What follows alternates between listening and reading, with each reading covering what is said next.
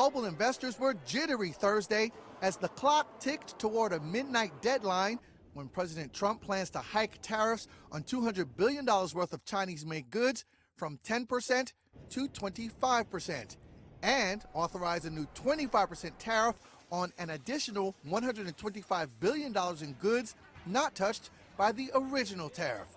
Trump on Thursday showing no sign of changing his mind. I did get last night a very beautiful letter from President Xi.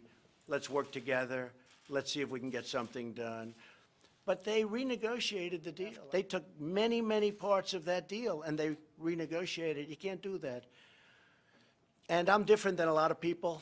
I happen to think that tariffs for a country are very powerful. That means a tariff bump will now sit awkwardly in the middle of 2 days of trade talks in Washington.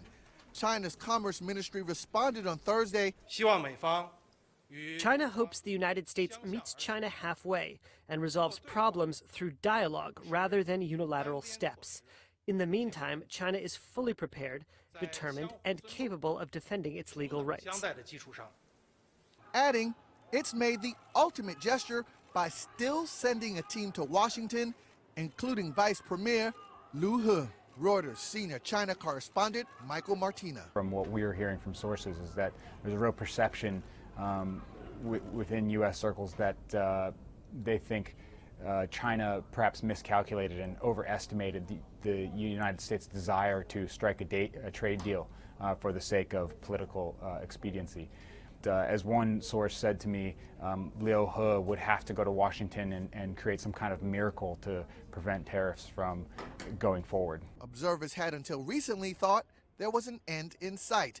But Reuters revealed exclusively on Wednesday that Trump ordered the tariff hike after White House negotiators told him China was backtracking on almost all aspects of a draft agreement made last week.